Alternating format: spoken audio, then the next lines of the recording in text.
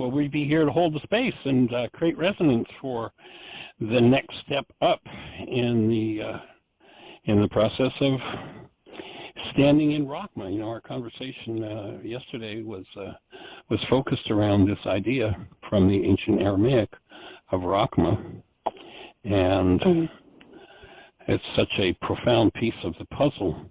It was actually a story that I came across, and you know, recognizing this state, and that it's something that creates this pristine condition for the mind to generate its perceptions, and recognizing that perception has a quality.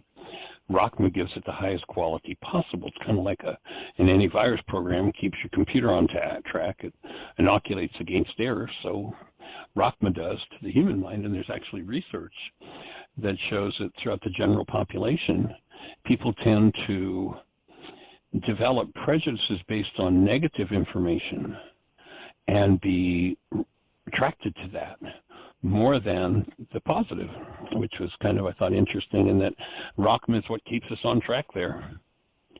So there's a cute story that I came across that I'd like to share, and it fits perfectly with your comments, Susan. So, a man of 92 years, short, very well presented, takes great care of his appearance, is moving into an old people's home today. His wife of 70 years has recently passed, and he's obligated to leave his home. After waiting several hours in the retirement home lobby, he gently smiles as he's told that his room is ready. As he slowly walks to the elevator using his cane, the assistant describes his small room to him, including the curtain for the window. "I like it very much," he says, with the enthusiasm of an 8-year-old boy who's just been given a new puppy. "Mr. Todd, you haven't even seen the room yet. Hang on a moment, we're almost there." Mr. Todd replies, "That has nothing to do with it. Happiness is something I choose in advance. Whether or not I like the room does not depend on the furniture, the decor, but rather it depends on how I choose to see it." That's perfect. It's already decided in my mind that I like my room. It's a decision I take every morning when I wake up. And this is basically, you know, I hear this man describing that his practice is to set Rachma on a regular basis. He says, I can choose. I can spend my day in bed enumerating all the difficulties that I have with the parts of my body that no longer work well, or I can get up and give thanks to heaven for those parts that are still in working order. Every day is a gift. And as long as I can open my eyes, I will focus on the new day and all the happy memories that I have built up over my life. Old age is like a bank account. You withdraw it in later life what you've deposited along the way. So the advice to you is deposit all the happiness you can bring to your bank account of memories. Rachma, you know, it's exactly what we've been talking about with the Beatitudes, and that idea of the first law was to maintain this condition of mind. It had nothing to do with loving neighbor. It was to recognize and start to make a practice of maintaining this condition in your mind so that you stayed connected to the presence of love.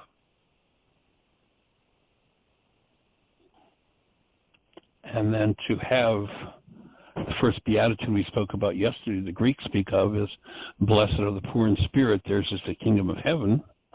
And Aramaic says the Creator implants in your mind neural structures which will guide you when they are active.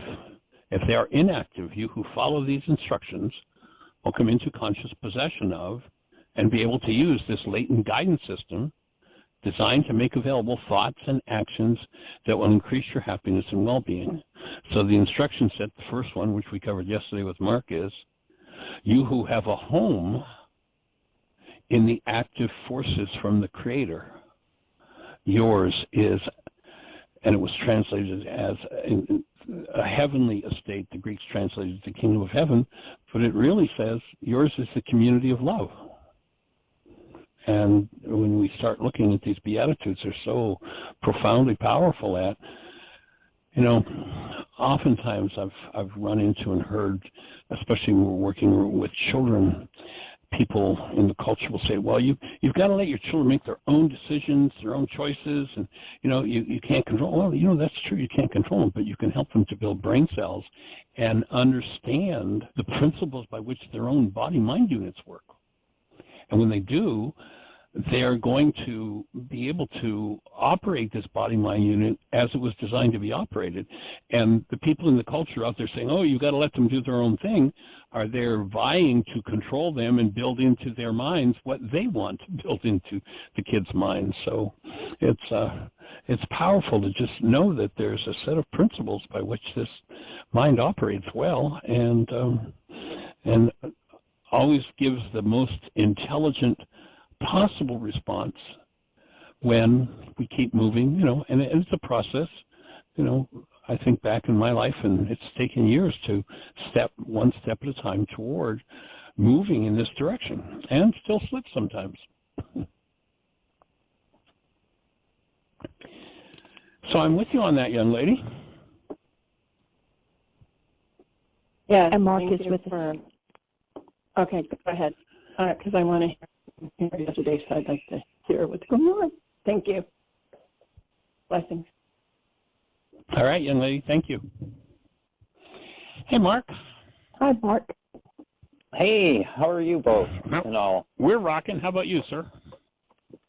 I am as well. Great to be back with you. Oh, good.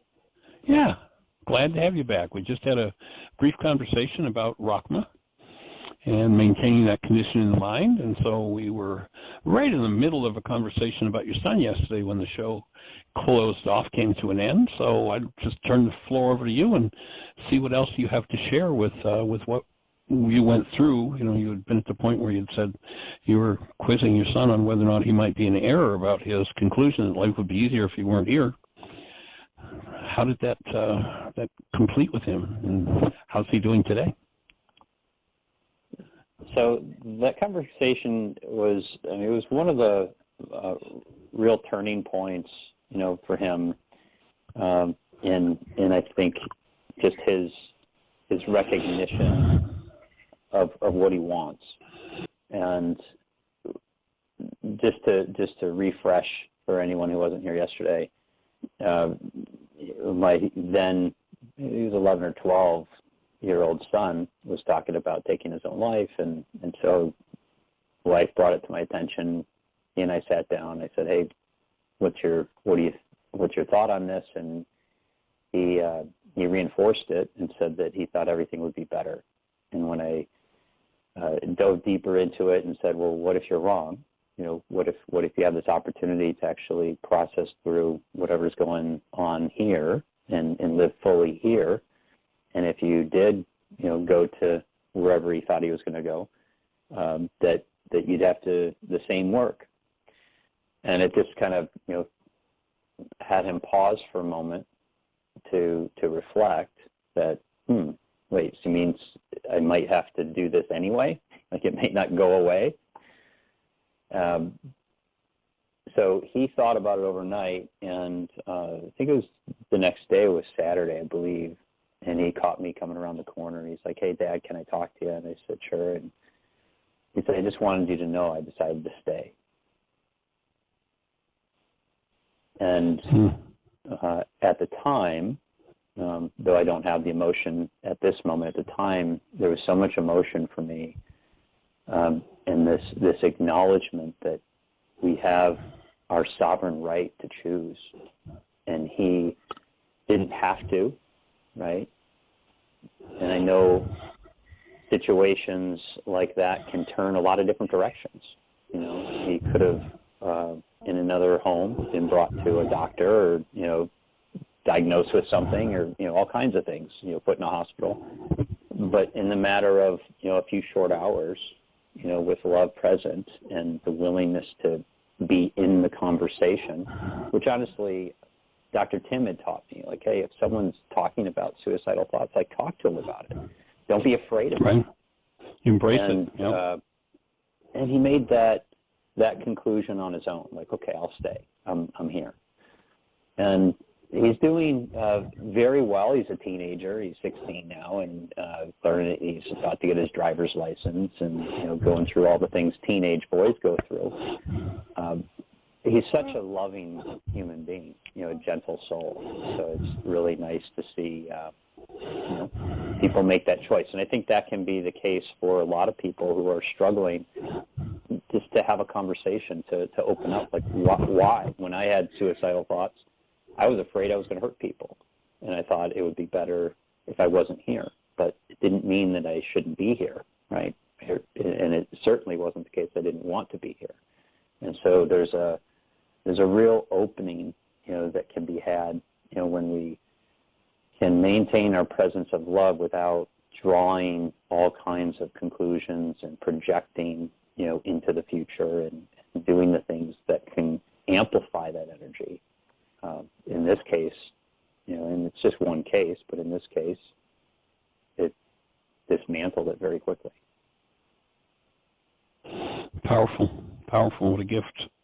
Yeah, suicidal ideation, one of the things that they've shown in some research is that people who have a traumatic experience, and, they label it PTSD. I don't think the D is really belongs in post-traumatic stress. I think it's just post-traumatic stress. It's the system's natural way of handling and trying to protect itself. But 10 times as many successful suicides come out of people who've had that post-traumatic stress type of syndrome. And, that might be something to, quiz him on. Was there something, you're aware of something that he went through that was traumatic? He saw something or what have you that maybe he still might need some support in processing. And of course, you ask the same question of yourself, because that's oftentimes a major factor in the suicidal ideation. I'll do that. Cool. I certainly know that I had stress. Yeah.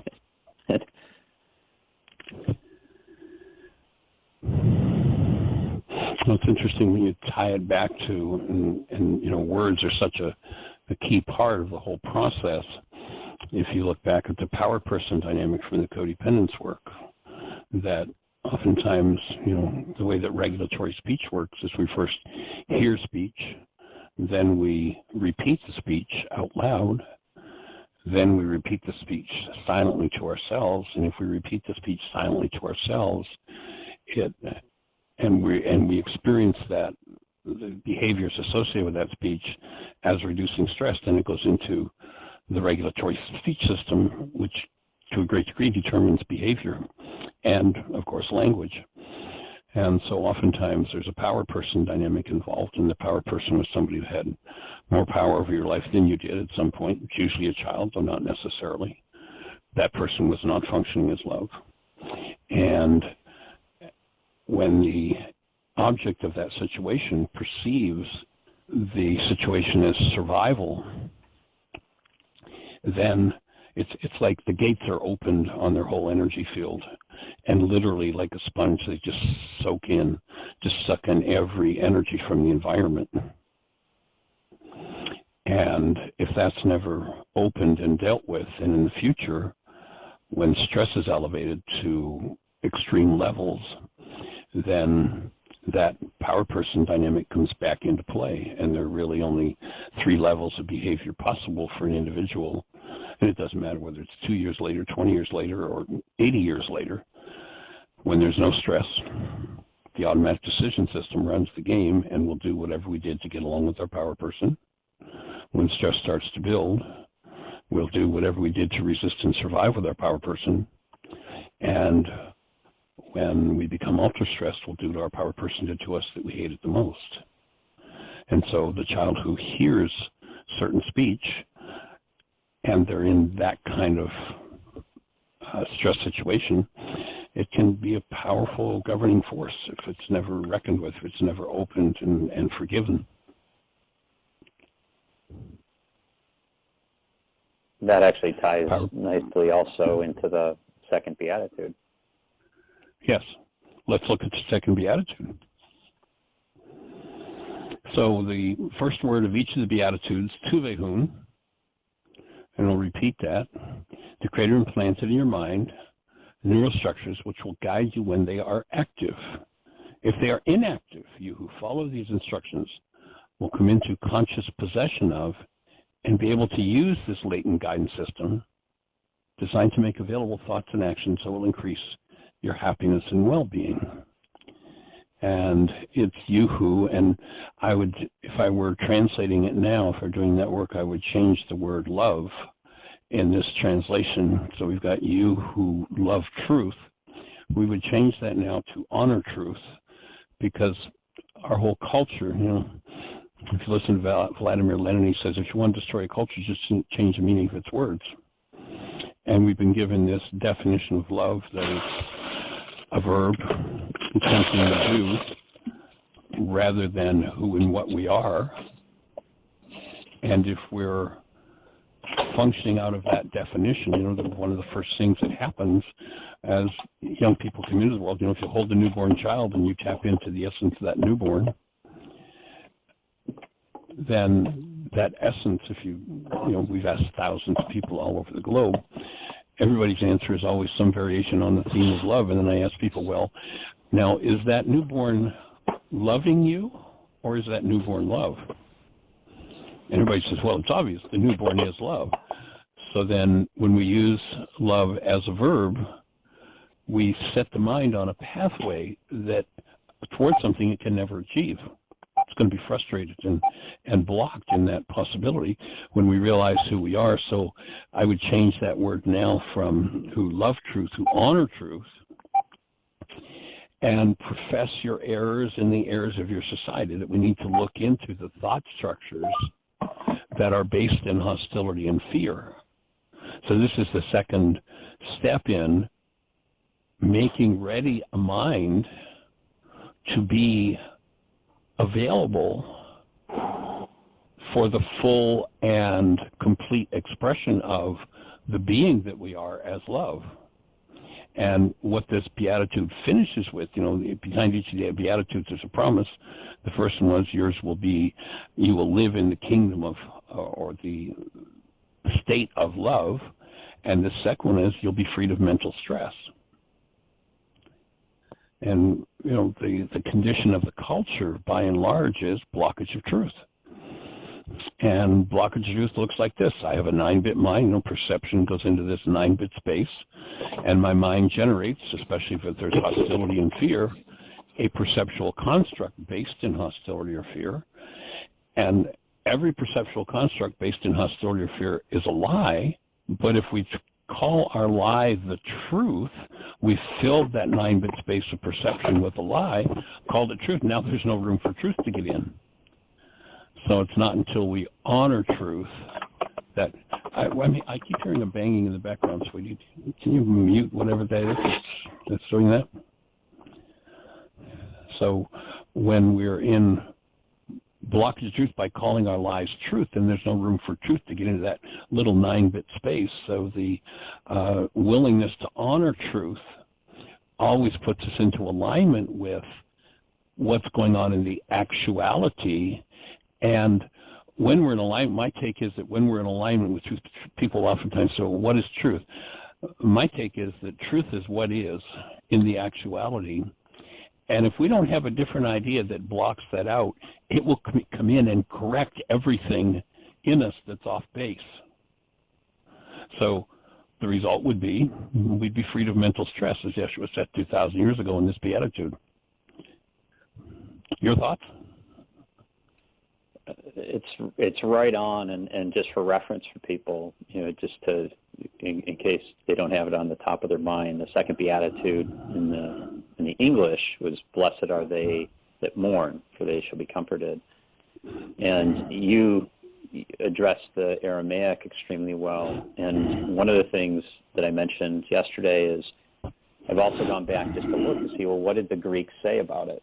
And the Greeks use a word, I think it's pronounced pentheo, though I don't know Greek, so I may be mispronouncing it. And in looking at Penteo, it matches what you're saying. Penteo, it talks of an outer expression of pain that can't be hidden. So it's, properly grieve over a death as an example. But one of my favorite parts of this is in researching it, someone said it's really about coming to divine closure. And in order for something to come to that divine closure, to have that, really be fully healed, if you will, there is this allowing that which was hidden, right? That which wasn't, brought forth, as you mentioned, with the truth. When it is brought forth to the surface, then that pain has an opportunity, to be expressed, and that pain has an opportunity to truly heal and be resolved in the individual.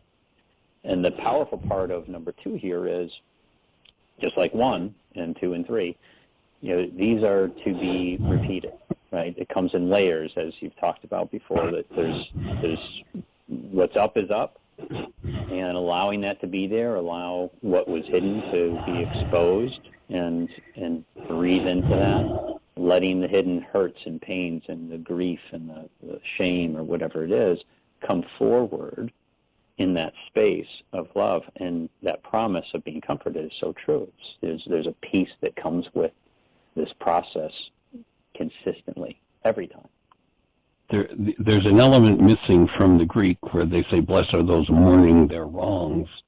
And the element that's missing is that there's got to be the willingness to honor truth. We hear lots of people who mourn their wrongs so publicly on the news and in their speeches, and they're always whining about what's been done to them and how they're such victims and all of that. And the element that's missing from the Greek piece of the puzzle there is I totally missed this focus is in Aramaic is that the focus is on truth, the ability to honor truth, to be the space where truth is allowed to show up in the mind. And when people live in blockage of truth, what happens when truth shows up is their stress skyrockets. And that stress attaches to one of 2 things. It either attaches to getting rid of the source of the information that's delivering truth. The classic example of that is John the Baptist. He brought information to the king and queen that they were not interested in hearing. Their stress went up, and literally she had his head removed. And I always like to kind of tongue-in-cheek say, if you're going to play John the Baptist for somebody, if you're going to bring truth where people are in blockage of truth, there are 2 skills that John hadn't developed that you really want to make sure you got, and that is you got to know when to duck and when to hold the mirror up so that people realize the stress they're experiencing is their own. And until one honors truth, they'll tend to attach their elevated stress to the outside world. The alternative to that is that we can, when we recognize truth is showing up, I've got a new level of stress coming up, I can attach that to self-correction rather than attack. I don't have to puke on somebody else. I don't have to criticize, condemn, blame somebody else. I can shift that into, here, my stress level's up. That's the truth. This is mine. I have work to do. And so I attach my stress to self-correction, and by honoring truth, when, something painful or traumatic, something that appears to cause my pain or trauma shows up, then I can shift that out of cause and start to process my pain and trauma. Oftentimes people say, well, this event was so terrible, it caused me all this pain. And the truth is, nobody's ever been pained about anything that's ever happened in their lives. Ever, about anything. I mean, shy of a punch in the nose, okay, so there's some physiological pain. But otherwise, when people say, you hurt me, you upset me, you disturbed me, that's all a pure fantasy and a lie of the mind. If somebody's in pain, they're never in pain about something. They're in pain because there's pain in them. And if they live this beatitude, then because that event happened, they'll have the opportunity to heal that pain, and they'll stand as a connected space of love, maintaining Rachma, and clean up the pain part, perhaps right down to including their genetics. Does that fit? My Make sense lived for you? Experience with it too. And it ties really nicely with just to share a lived experience for me as I was navigating the mind energy, if you will, the carbon-based mind of all these distortions. What would occur for me is I would consistently go to the breath. I mean, there was definitely a retraining that needed to happen for me to go to the breath and allow those active forces of God to really come into my life, right? That Beatitude 1. And then what my experience had been is if I had what I call a charge, where there's a charge of frequency that's from hostility and fear, etc. If there's a charge there, then that's contributing to blocking this truth. And so the willingness in that clear space that opens up from Beatitude 1, it's that willingness to say, okay, I'm okay allowing this to occur. I'm okay allowing. And I actually, not sure if I'm the only one who's done this. I doubt it. But I'm kidding because I know it's not true. So I had blocked certain emotions. I was under the misperception that certain emotions were not acceptable to feel. Anger was one, which is a big deal. You know, if I'm thinking that I can't feel, then what happens is that charge would build, and then kind of overflow when it got too much for me to carry, or it was just too much. So part of the healing process for me was to allow, to actually go through a feeling wheel, which you can get on Google, and look at each of the emotions, like, hey, what does this feel like? You know, what does surprise feel like? What is anger? What is fear? What do all these feelings feel like?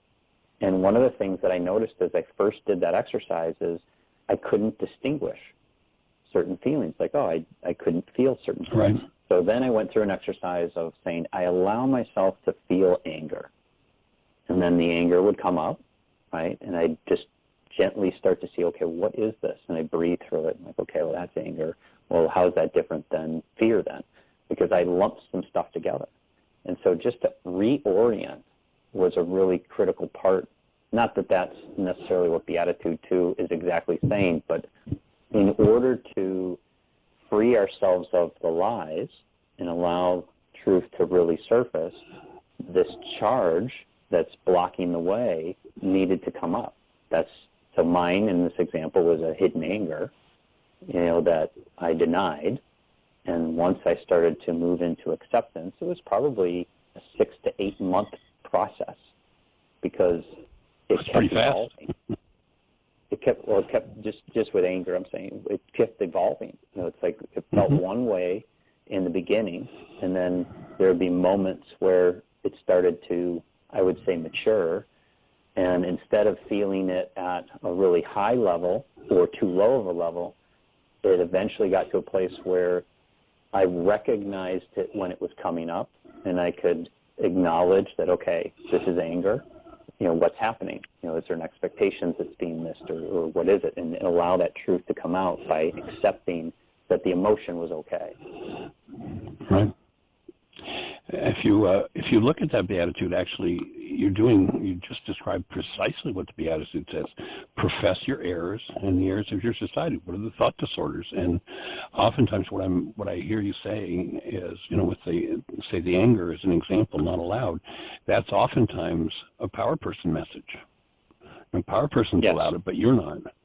And that's a really fertile ground for worksheets to clear that out of that power person, the false self that's based in the power person. That when we talked yesterday about, Yeshua was saying, in order for you to live, you've got to die. The self that's got to die is the false image in the mind based in the power person dynamic. And it's the source of pained perception and stress that carries pain. And when we start to be willing to look at those errors, hold to honoring truth, hold the space for all of that to come up, that's when resolution occurs, and bingo, you're free to mental stress. It's just gone. it's like, here's how it works, folks. He wrote it down 2,000 years ago. Well, he didn't write it down, but that's what he was giving us 2,000 years ago. The brilliance of the understanding is just. And it opens the door to new perception. You know, I mean, it just opens the door to, it's like, oh, I 10 minutes ago might have thought one thing, but once this is cleared out, it's like, okay, now we move to Beatitude 3, where we let go of attachment to things being the way that we thought they should, or that, you know, whatever that piece is, but to let go and to say, okay, I'm allowing new information, and I'm going to allow this to be different than the way I perceived it. And it's been remarkable to see how quickly, and part of it's acceptance, because one of the things that I learned was there's a right answer, right? I was trained in school. I went to traditional private school, and just, okay, you get an A or a B or a C or whatever. So one of the things that I discovered in this, it's like, it's okay to be wrong. It's okay to not have the quote-unquote right answer. And the more I released what it is I thought I knew, the more I would say, the more I was open to seeing with new eyes and experiencing that particular moment. And then the next step was realizing that it's okay for that one to change. You know, there was a little time where I felt like, wait, well, now I have the new awareness, so now I'm right. It's like, no, not necessarily, because there could be another wave, another layer. Right? It's fully recognizing just all we have is right now, you know, this moment. And so you mentioned the story yesterday about teaching for 27 hours without a thought, and that's it. It's like, if you can stay in that present moment, then you're not trying to bring forward something from some past where you had kind of gotten it. You can allow for the fresh perspective, you know, that fresh insight to flow to whoever it is that you're speaking with in that moment, for that group, at that time. And the answer might be different tomorrow. And what you just described, Mark, is exactly why in the worksheet, you know, the core of each worksheet is where you identify and cancel a goal. But then if you remember, over on the right-hand side in the margin, I cancel my need to be right. I cancel my need to make up another reality based on this errored perception. And each worksheet, that's like an integral part of it. And to me, that's part of is part of honoring truth and allowing literally the energy of the actuality to flood in and shift everything in me. You know, when we recognize that perception is nothing but a construct of the mind, and if something is in the mind and then turned into perception, obviously, whatever it is, it's from the past. And so when we live in what the world would call normal perception, we're literally engaging in the past again and again and again. You know, it's the essence of my book, Why Is This Happening to Me Again? And Yeshua said, of those who are doing that, you know, let the dead bury the dead, let the blind lead the blind. It's like, you know, you don't want to live there. And this part of honoring truth and then being able to look into our errors of thought, the errors of our society, clearing out these stressors that are held from the past, is there's correction in carbon-based memory. And from that point forward, everything that comes forward from carbon-based memory to formulate our perception is at least accurate about the actuality, but it's still not the actuality. And the next level is where perception comes directly from being rather than from carbon-based memory. And all kinds of new information becomes available as we allow that to open, and it becomes enlightened perception coming from, you know, to give a mechanical metaphor, coming from above rather than below, rather from the past. It comes from the actual present.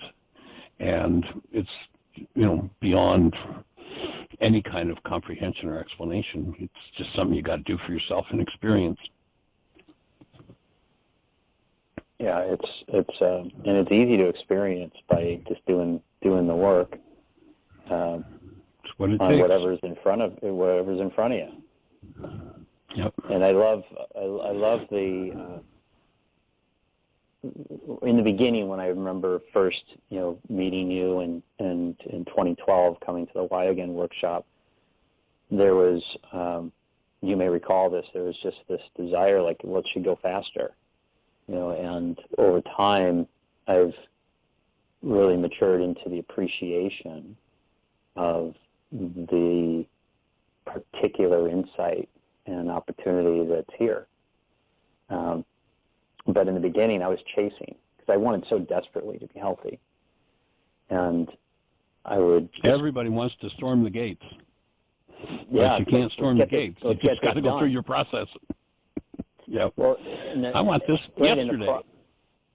Right, and it's like you can't plant a seed in the ground and expect to pull the apple off the tree in a week. It takes time. There's things that have to happen, and there's a process of transforming us, through those active, the active presence of God, kind of transforming our nature into that nature. And that is going to take time. It's not like it suddenly got skewed overnight. We're talking about generations of twistedness that we have embodied through, the current generations. And if the previous generations didn't clean it up, then we can either hide from it as long as we want to hide from it, or we can say, you know what, I'll do this. I'll clean up, what's going on in me and for my generations. And when someone makes that choice, it's a foregone conclusion because the willingness is there. So all the resources are going to show up. They're going to show up in the form that's best for that person to receive these insights. And there's such a gift. As are all the things that they're going to have to face and deal with going to start showing up. That's the other side where a lot of people shy away. It's like, well, wait a minute, I didn't sign up for this. I don't want to deal with this. But when you realize that the major attribute of this body-mind unit, the atom, Adamos, the red clay, is this multi-generational database that is so huge. I mean, its major attribute is inertia. It's moving in a particular direction at a particular rate of speed, and it's going to take some pretty strong forces to change its direction, and that's the process of healing, to literally, when you look at that word repent, the Greeks have abused that word so terribly, repent, you sinner, as opposed to, it simply means to turn your thinking, your mind in another direction. So rather than looking to this multi-generational database and its appearances, its perceptual constructs from the past, that we literally turn and embrace what comes directly from the mind of love, directly from the mind of the Creator. And that's our birthright, to have our perceptions come from there. And, again, each of these Beatitudes is the instruction set for how to clean up the multi-generational database. What's required? What are the principles behind it? And it's so interesting, to be having this conversation, because we're in a time when so much out in the world is being, brought forward. Essentially, the things that have been hidden, are being exposed. And one of the opportunities that our society has is to accept and embrace, like, oh, this is great. Like another hidden, crappy thing that got twisted gets to be exposed. Like, let's celebrate and let's do our work on it.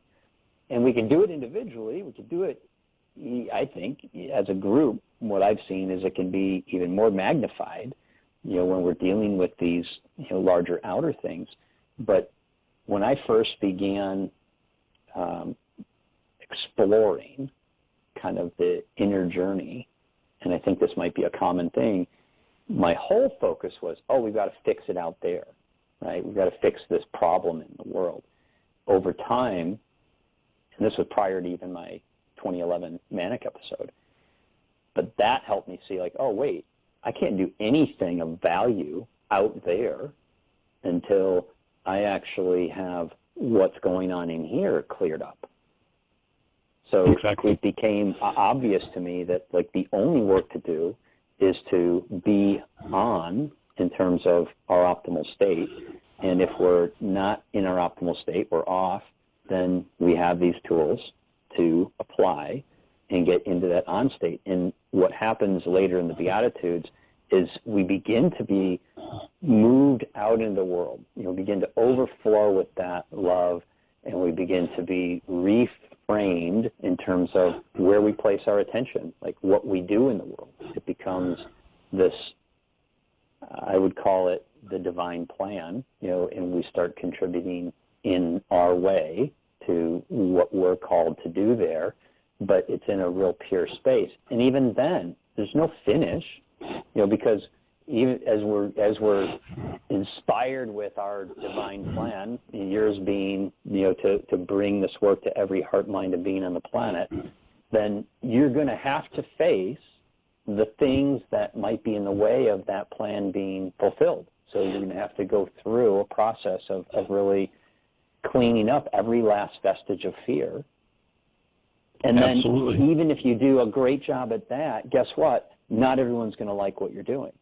And so they're going to come possibly, and most likely, according to the Beatitudes, they're going to start to project upon a person who's carrying that out because it's conflicting with the way that they have wanted it. And that could be in a home, right, with a spouse when you're changing. It could be a family member. It could be out in the world with your company or your job. It could be on a massive scale, with large implications. And so if we can do this work and support people finding this work, we have an opportunity to then have those people inspired in their line of work, and suddenly you have people all over the planet who are these beings of light, of love in their jobs, in their roles, in their communiques, and there's an opportunity for massive transformation. But it doesn't happen by going out and saying, hey, let's massively change everything today. It's no, let's support people in doing the work as you've done over the last so many decades, to have people like me and others who have said, hey, I'm willing to do this. This is what it is, and people on this call as well, this is what it is that is the primary purpose of my life. And anything after that is going to come out of that. That Definitely. shifts careers. That shifts lives. Everything, yep. For sure. And that takes us into the next beatitude, where the promised result, in Aramaic the word is nartun, is gain the earth. This is where you bring it into manifestation in the world. So the next beatitude says, you who have humility. Now, of course, the Greeks mistranslate that word, as with most of every other important word. And so humility has been used as, groveling the earth like a worm. But in Aramaic, the definition of humility, and this is what this beatitude says, is to have that, is it's a mental quality of perceiving and cooperating with the good desires of others. And that when you do that, you shall gain the earth, the result. Now, the Greeks talk about it, blessed are the meek, for they shall inherit the earth, like it's some sort of a passive, well, it's just going to come and fall on you, you're going to inherit it. No, this is a very active, by taking it into your work and your world, there's something that you earn. They will literally earn this reward, gain the earth.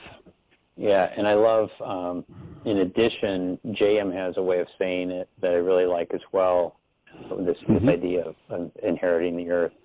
And he says, a new ripeness shall bring renewed inspiration, and confident strength will flow through them.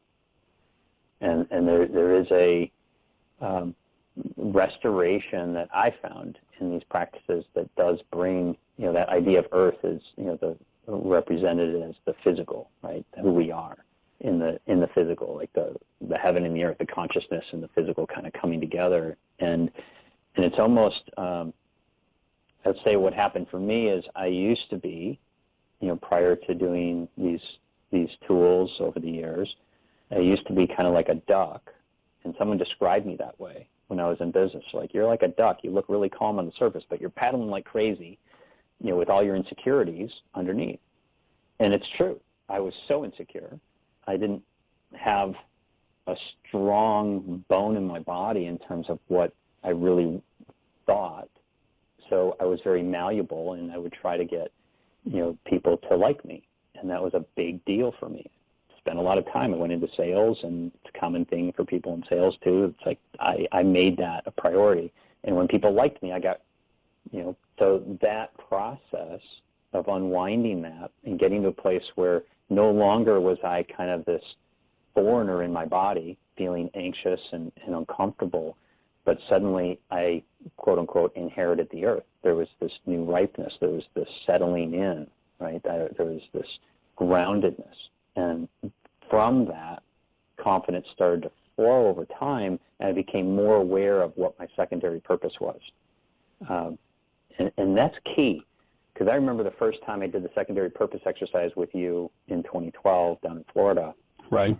There was I still remember eating that juicy grapefruit off the tree. There was a desire to get it right. Like, I got to do the secondary purpose, because the primary purpose everybody's got. So the secondary purpose, so what's mine? And I wanted to get it really perfect. But I was coming from the carbon-based mind. I was coming from this place of like, well, what's right? What do I, quote unquote, need, and all that stuff. And over time, just doing these, my secondary purpose really shifted quite a bit.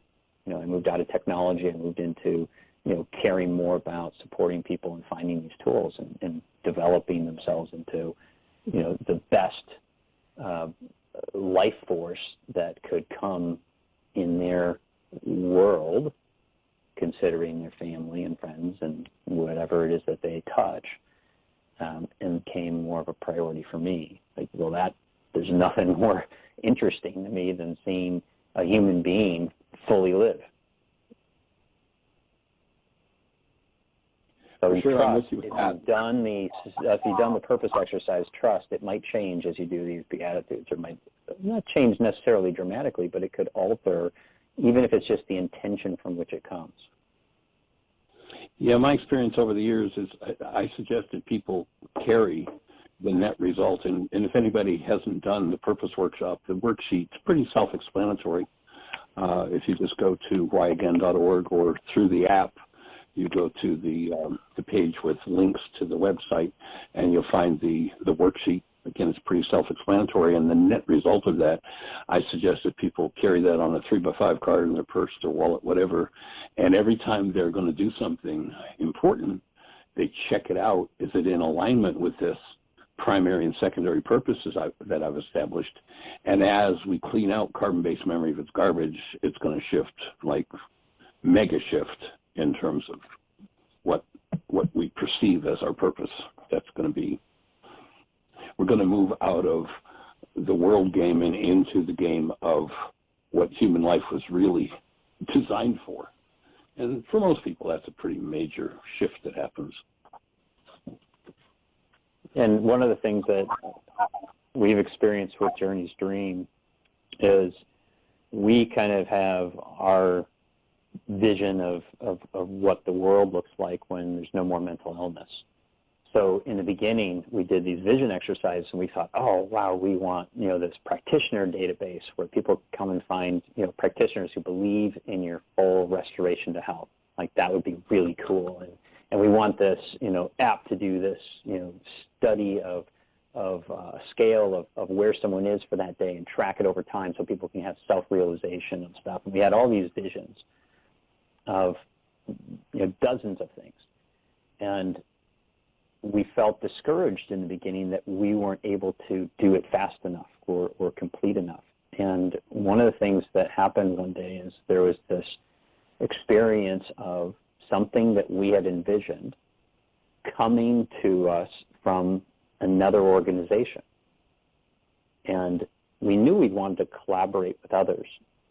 But when we saw that, it's like, wait a minute, we didn't even have to build it.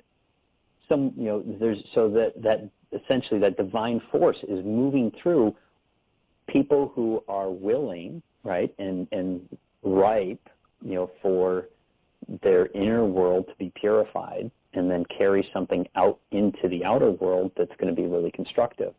And we've seen that kind of thing happen at least 6-7 times already, and it'll probably grow magnificently over the years, because now we're more aware of, wait, just because we have it in our vision doesn't mean ours to do.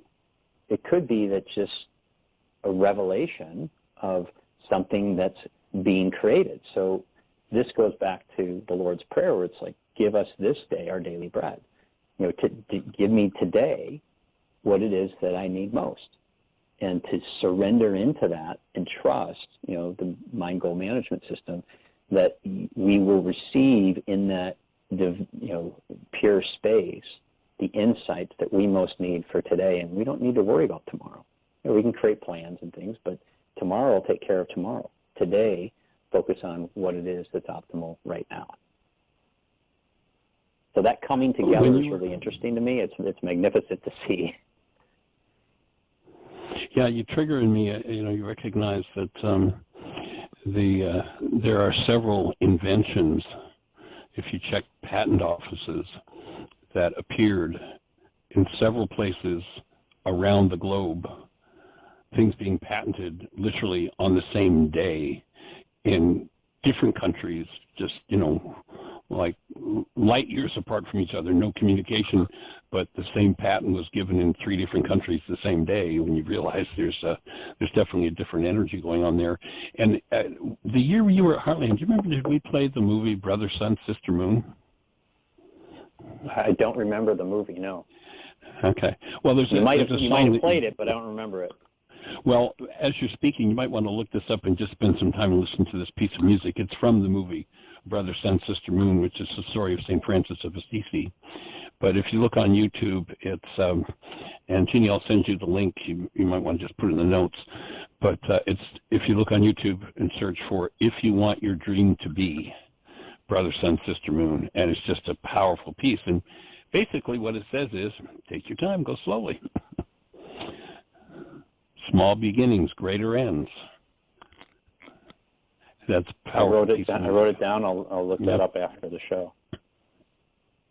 Yeah, cool. And I'm sending the link to Jeannie, so she'll have it. So let's take a look at our next Beatitude. Let's see, we're down to about 6 minutes. So we can probably cover one more. And this one, the Greek says, "Blessed are those who hunger and thirst for righteousness, and they shall be filled." It's interesting to hear people, especially in the theological realm, talking about their righteous anger as though there was such a thing. I love what Einstein says about anger. It's found only in the bosom of fools. And yet many people think it's it's like their mainstay. It's what motivates them. It's what works for them, and they don't realize the compromise of intelligence that's there with that righteous anger. But in Aramaic, that Beatitude says, "You who hunger for," and the word in Aramaic is kenuta, and it's a mind structure, literally a tuv. Remember the tuv in the Beatitudes. The Creator plants in your mind neural structures. This is just a tuv. So what it's saying is the mind structure underlying the attitude, judgment, and behavior described by just and fair behavior between people. And you look at carbon-based memory, and so much is based on greed and fear and getting and possession and all of that. And this one says that ultimately what each of us needs to work with this carbon-based memory system is to cultivate literally mind structure that the first order of business is always just and fair, rather than the non-being mind's games of greed and fear and pain and trauma. And what the result is, in the Greeks say, if you've got that righteousness, you shall be filled. In Aramaic, what it says is if that neural structure, if you're hungering for that neural structure, and you get that activated, then it will become your possession. You'll attain it. How's that one impacted you, Mark? So it's right on, and for me, one of the things that I experienced with this is when I saw the fruits of using the practice 1, 2, and 3, and saw it again and again and again, that hunger began to develop, right? That change in me shifted from, okay, this is something nice to do when I'm in pain, to, no, this is something that is a way of life. You know, in the Hebrew, I wouldn't be able to pronounce the name correctly, but I think it's Sadia, is one who follows the correct path, you know, the path of God, or etc., which might sound a little close to righteousness rather than the Aramaic. But one of the things that I found is that there is this desire that births forth for what it is that's occurring. And for me, I had this insight that came periodically that would kind of almost give me a glimpse of the next state, right? This next state of, and I failed a lot. You know, I would get an insight to do something in the world that would have been really effective for me. And I got the insight, but I had fear and wouldn't necessarily always follow it. And then I would see that, oh, that would have been a good insight to follow. And so that created even more hunger. We've got 1 minute. Go back and do more of the Beatitudes. Yes, I'll wrap up. Maybe more of the Beatitudes and keep going to refine. But there's an inner and an outer. There's two things. One is to see it in others, as you mentioned, and the other is to really hunger for it in us. Because for me, when I went to me first and clarified that, then it made it easier for me to see it in others. Right, and these mind structures, as you're developing them, it's good to recognize that they can be quite fragile. You know, if you remember the first time you went into French class or German class or Spanish class, whatever it was in school, and they spoke in that language, you went, what do you even, I mean, that means nothing. And then, well, you know, after three weeks in class, it was a certain, oh yeah, I can say oui, merci, but it's fragile, collapses easily, and ongoing connected work is what makes those mind structures strong. And we are down to last second, so it's going to cut us off. And just thank you. And Mark, if it works tomorrow, maybe we can continue the conversation.